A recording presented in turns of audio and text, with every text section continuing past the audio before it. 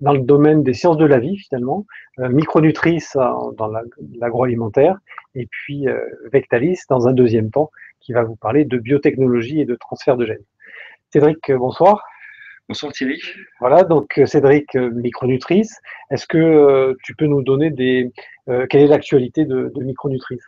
Oui, alors je vais vous donner quelques actualités de Micronutrice. Donc rapidement pour vous situer Micronutrice, donc c'est une entreprise qui se positionne en tant que pionnière dans le domaine de la production et de la vente d'insectes comestibles avec trois cœurs de métier spécifiques.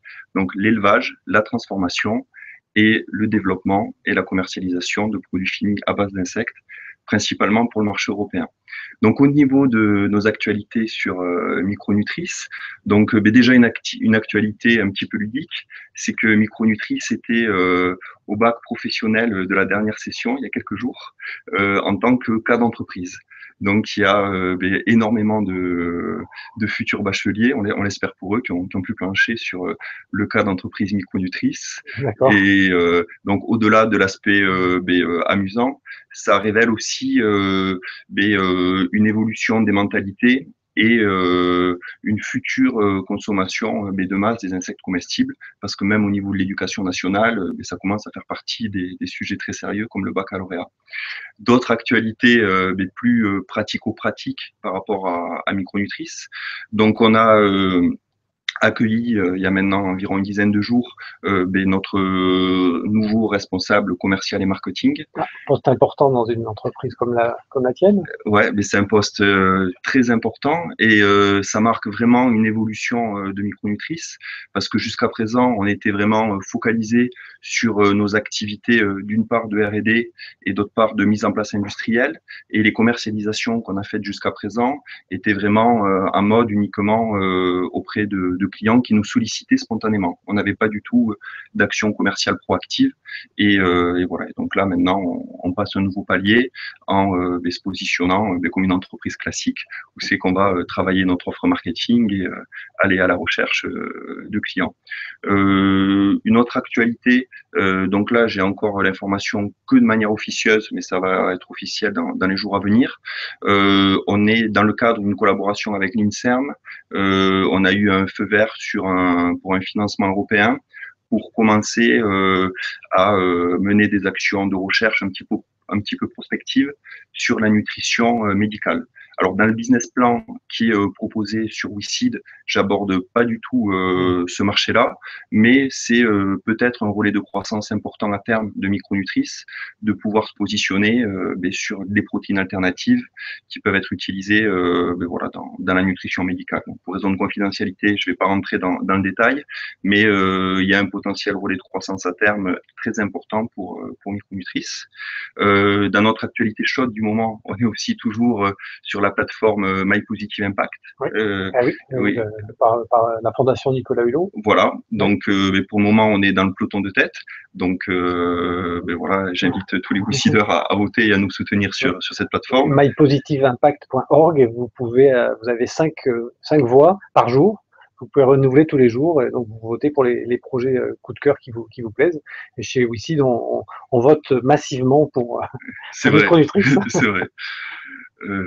Voilà, donc encore donc une actualité. Et après aussi, on est en train de préparer des gros médias nationaux, donc avec des publications qui vont arriver dans les semaines et les mois à venir. Mais on est sur vraiment, on voit au sein de l'entreprise une tendance de fond avec de plus en plus de contacts et de partenariats potentiels par rapport à cette thématique des insectes comestibles qui était très étonnante il y a 4 ans et qui commence petit à petit à rentrer dans les mœurs des consommateurs français et plus largement européens. Alors, un point sur la réglementation quand même qui est sorti souvent dans les commentaires sur la plateforme de WeSeed. Où est-ce que ça en est par rapport à la réglementation? Oui. Alors aujourd'hui, la commercialisation d'insectes comestibles en France est encore en zone grise, c'est-à-dire qu'il y a un flou réglementaire autour de cette consommation-là. Donc nous, chez Micronutrice, on a pris des dispositions en intégrant en interne des normes et des procédures qui sont très qualitative et au-delà de ce qui va être attendu par les prochaines réglementations. Donc, par exemple, là, on est en train de travailler sur une certification ISO 22000 et on sera la première entreprise du monde de la filière insectes comestibles à obtenir cette certification ISO qui est très reconnue dans le monde de l'agroalimentaire et qui nous permettra d'avoir une visibilité au niveau mondial parce qu'elle est tout à fait transparente. Après, donc, la réglementation, elle est en train d'évoluer au niveau européen.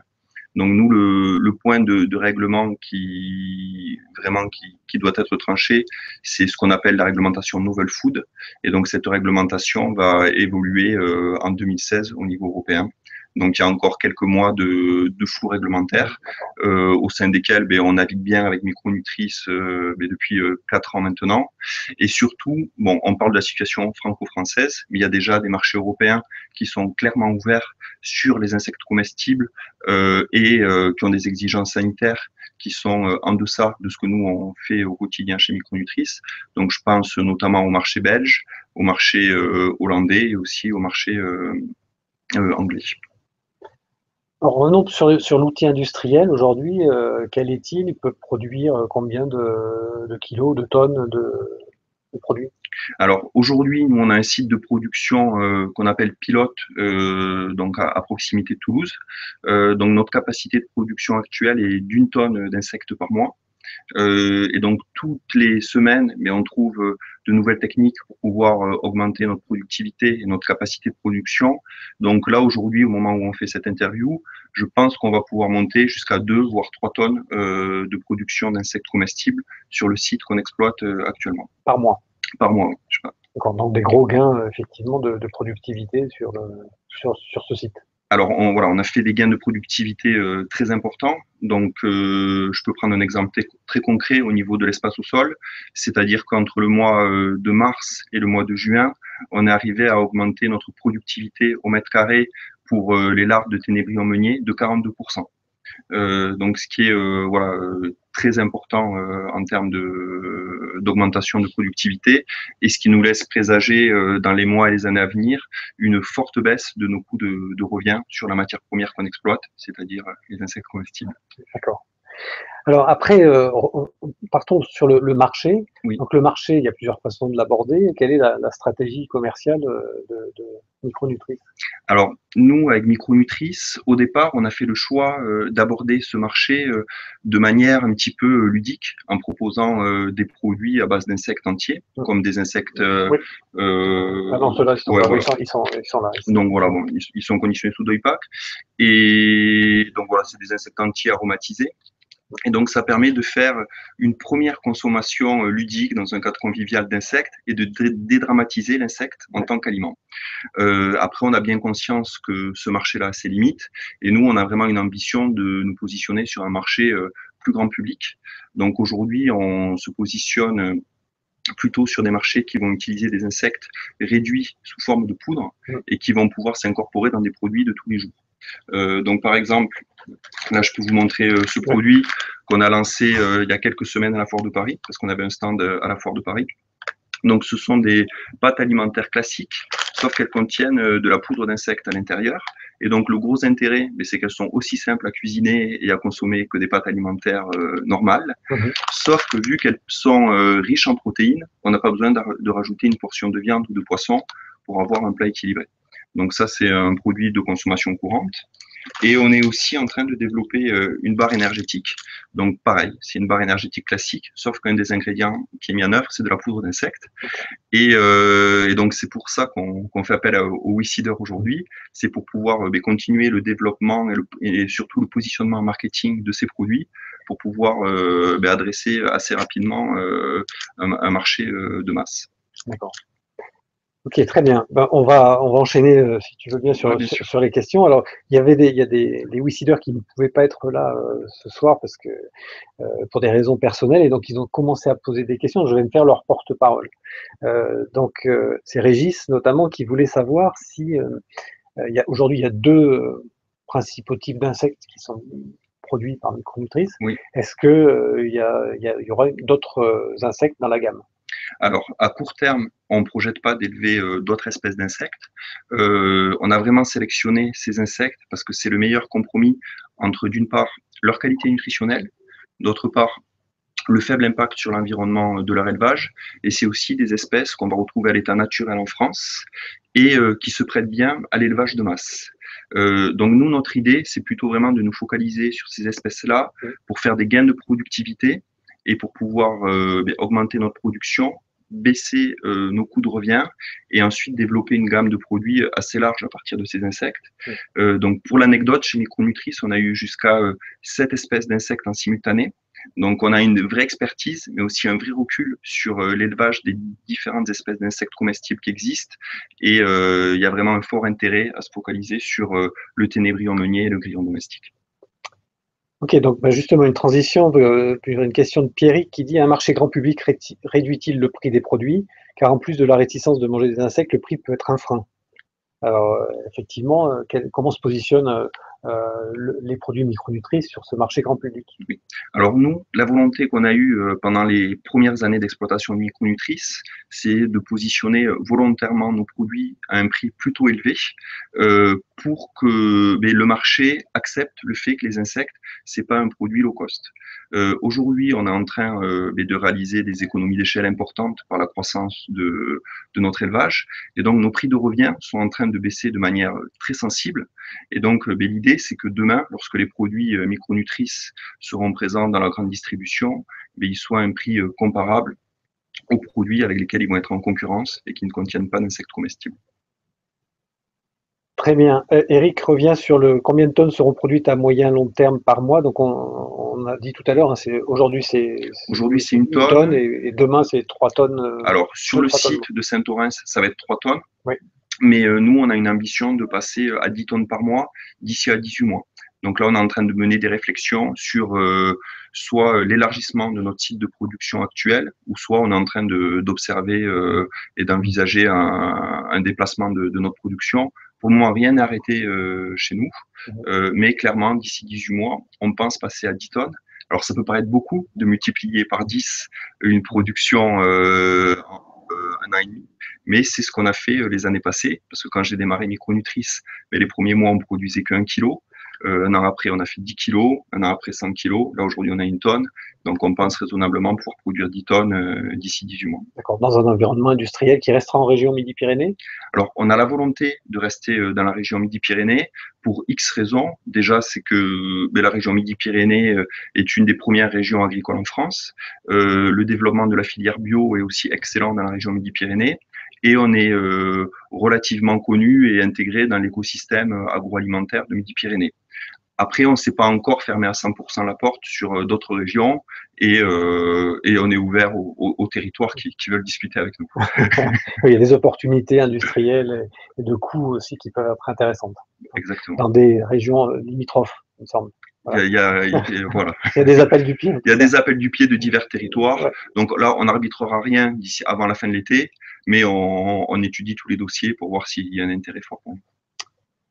Alors, des questions de Marc. Comment sont perçus par le marché ces produits innovants? Alors, étonnamment, il y a déjà beaucoup de Français et d'Européens qui ont un a priori plutôt positif sur les insectes comestibles. Donc nous, par rapport aux études qu'on a fait soit sur les salons sur lesquels on était présent, ou soit auprès d'études qu'on a commandées auprès d'écoles diverses, on a fait remonter les statistiques suivantes. C'est que 40% des gens ont déjà un a priori positif sur les insectes comestibles.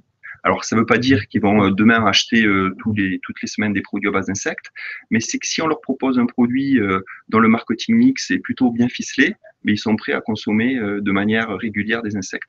Il y a 40% des gens qui n'ont pas d'avis, donc qui ne se sont pas posé la question ou qui vont être en demande d'informations complémentaires pour pouvoir se forger un avis. Et il y a aujourd'hui seulement 20% de gens qui sont totalement réfractaires. Et on va retrouver un peu le même pourcentage sur la consommation d'huîtres, d'escargots ou de cuisses de grenouille. Donc on a un beau pourcentage de la population à adresser, ce qui nous laisse présager une forte croissance.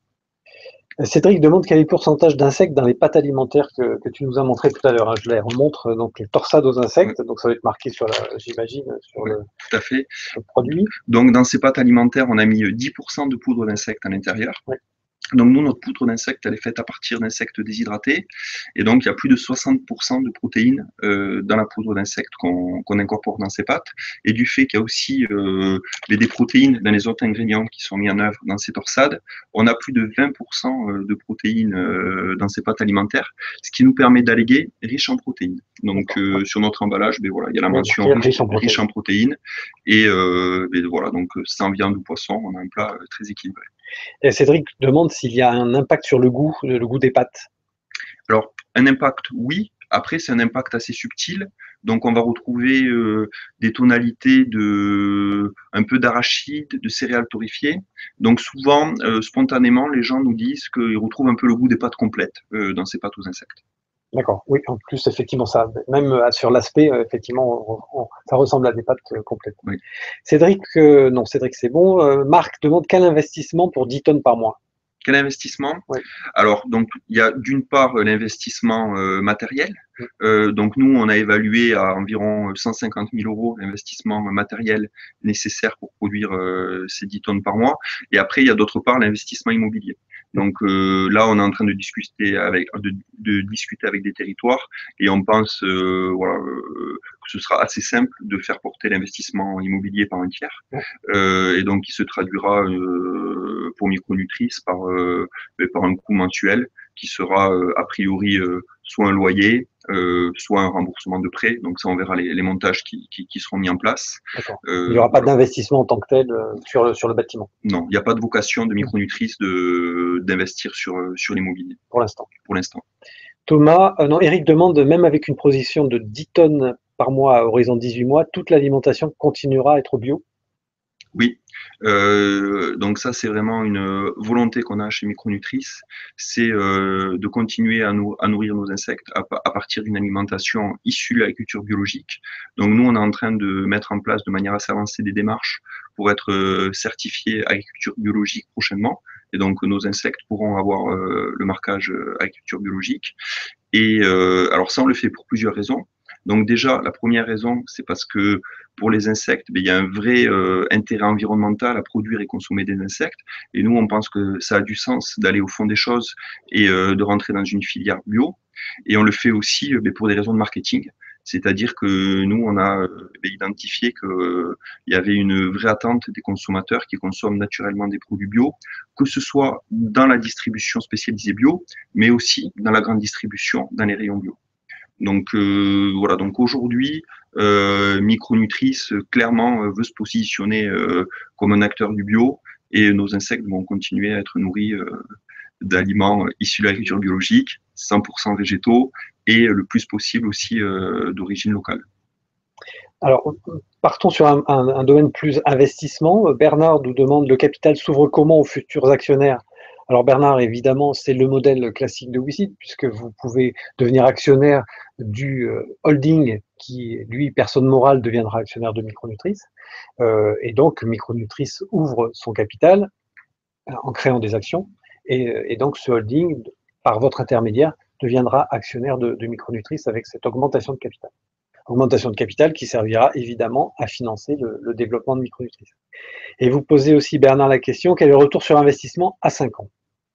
Alors, le retour sur investissement à 5 ans, donc évidemment, c'est difficile de poser un chiffre clair sur ce retour sur investissement parce que ça va dépendre des opportunités qui seront présentes dans 5 ans au moment de la sortie des WeSeeders. Donc, deux éléments de réflexion. Donc, premier élément, c'est que nous, on est déjà en contact et sollicité par des grands groupes industriels. Donc, on peut imaginer qu'au moment de la sortie des WeSeeders, il y a un intérêt de grands groupes pour faire une offre intéressante et pertinente. Grand groupe plutôt grande distribution ou grand groupe agroalimentaire? Non, industriel de l'agroalimentaire. Voilà. Après, Micronutrice, c'est un projet voilà, que je porte et qui me passionne depuis de nombreuses années. Et moi, en tant que fondateur, je serai aussi volontaire dans 5 ans pour acheter les parts des WeSeeders pour pouvoir, entre guillemets, me reluer au sein de Micronutrice. Donc après, le TRI, en moyenne, les multiples, mais peut-être Thierry, tu seras plus à l'aise que moi pour répondre, mais sont de 2 à 3 et de manière exceptionnelle, ça peut être x 10, oui, 10. fois 10, fois 20. Effectivement, donc bon, de toute façon, c'est encore une fois un investissement risqué, mais avec une plus-value à horizon 3 à 5 ans qui est de fois 2, fois 3 en tout cas en prévision. Après, effectivement, on n'est pas à l'abri d'une bonne surprise où il y ait un groupe agroalimentaire qui achète une part de marché, une technologie, un savoir-faire, et là le prix n'est plus un multiple du chiffre d'affaires ou du résultat net, mais voilà, l'achat d'une technologie et d'une avance. Donc en fait, voilà, on ne sait pas exactement aujourd'hui dire une sortie. L'objectif, c'est de sortir à 5 ans, effectivement. Voilà. On a répondu à Thomas qui se posait la question si Micronutri serait cédé à une entreprise de la grande distribution. Non, plutôt à un acteur de Alors, l'industrie agroalimentaire. voilà. Et en sachant Éventuellement. que moi, j'ai la volonté de fondateur de me reluer à 5 ans, mais après, on sait ce qu'est la vie d'une entreprise. Et, bon, peut-être qu'on sera à l'écoute des grands groupes agroalimentaires qui commencent à nous approcher aujourd'hui. Ok. Bien, on a fait le tour, le temps imparti est écoulé. Alors, il y a des questions de Bernard, de Jean-Marc. Donc, ce que je vous propose, c'est de continuer cette discussion sur la plateforme de Wicid en posant vos commentaires. Cédric qui répondra. Sur les aspects plutôt financiers, c'est plutôt Wicid qui répondra. En tout cas, bon, merci Cédric pour Merci cette Thierry. discussion. Et je vous encourage donc à investir sur la plateforme Wicid dans Micronutrice, qui est encore ouvert pour quelques semaines. Voilà. Merci. Merci à tous. Au revoir.